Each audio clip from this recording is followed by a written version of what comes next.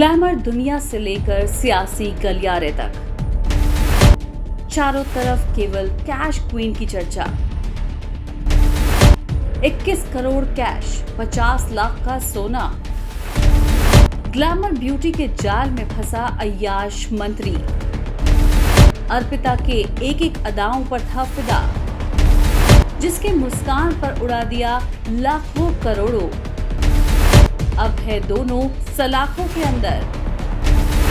काली diary खोल रही है अय्याश मंत्री का हर राज। करप्शन का टका कहां कहां बटा।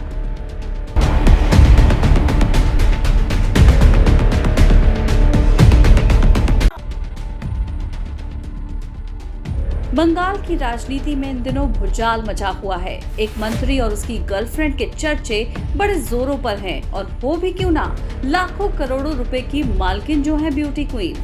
1-2 लाख नहीं, 21 करोड़ कैश बरामद हुआ है। इतना ही नहीं, 50 लाख का सोना भी बरामद हुआ है।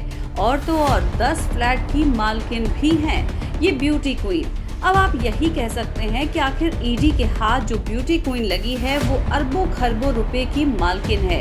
अब भला मंत्री जी का हाथ हो तो इतना भी पैसा ना हो तो गर्लफ्रेंड बनने का क्या फायदा।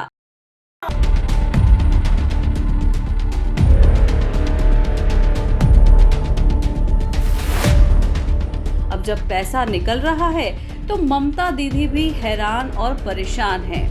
अब आप भी सोच रहे होंगे कि आखिर ब्यूटी हसीना कैसे मंत्री जी के हाथ लगी, तो इसकी भी आपको कहानी बताते हैं। इस ब्यूटी क्वीन का सियासत से कोई वास्ता नहीं था। 2019 और 20 से ये मैडम मंत्री जी के संपर्क में आई और फिर किस्सा शुरू हो गया प्यार तक। मंत्री जी इस कदर मैडम पर कायल हो गए कि विभाग को ही लूट लिया और लाखों करोड़ों रुपए मैडम को दे दिए। अब मैडम के बंगले से धन वर्षा हो रही है तो ममता दीदी भागे भागे फिर रही हैं। अभी तो कुछ नहीं हुआ है। अर्पिता के पास से जो काली डायरी हाथ लगी है वो बहुत अहम है। डायरी में कई लोगों के नाम शामिल हैं। अब कई सियासी नेता डरे हुए हैं कि आखिर काली डायरी में किस किस का नाम है। एक बात तो तय है, अब लाखों करोड़ों रुपए डकारने वालों के नाम सामने जरूर आएंगे। पश्चिम बंगाल में ममता बनर्जी की सरकार में मंत्री पार्थ चटर्जी की मुसीबतें और बढ़ सकती हैं। बताया जा रहा है कि ईडी को पार्थ चटर्जी की करीबी अर्पिता मुखर्जी के यहां छापे के दौरान एक काली डायरी हाथ लगी है। माना जा रहा है कि इस डायरी में काफी अहम जानकारी है जो कई राज खोल सकती है। दरअसल ईडी ने पार्थ चटर्जी के घर से मिली पर्चियों के बाद अर्पिता मुखर्जी के यहाँ छापेमारी की थी। इसके बाद उनके घर से ईडी को 21 करोड़ रुपए कैश और कई जरूरी दस्तावेज मिले थे। सूत्रों के मुताबिक ईडी को अर्पिता मुखर्जी के घर से रेड के दौरान एक काली डायरी भी मिली है। ये डायरी बंगाल सरकार के department of higher and school education की है। इस डायरी में 40 पन्ने ऐसे हैं जिनमें काफी कुछ लिखा हुआ है। ईडी सूत्रों के मुताबिक ये डायरी एसएससी स्कैम घोटाले की कई परतें खोल सकती है। अर्पिता के घर तक कैसे पहुंची ईडी? ईडी ने पिछले दिनों शिक्षक भर्ती घोटाले की जांच के दौरान पार्थ चटर्जी के घर पर छापा मारा था। ईडी सूत्रों के मुताबिक इस दौरान जांच एजेंसी को उनके घर पर कई पर्चियां मिली थी। इनमें से किसी पर्ची पर अर्पिता मुखर्जी के नाम के साथ 1 CR 4 CR लिखा था। इससे ईडी को अर्पिता के घर में करोड़ों रुपए छिपे होने का अंदाजा लगा था।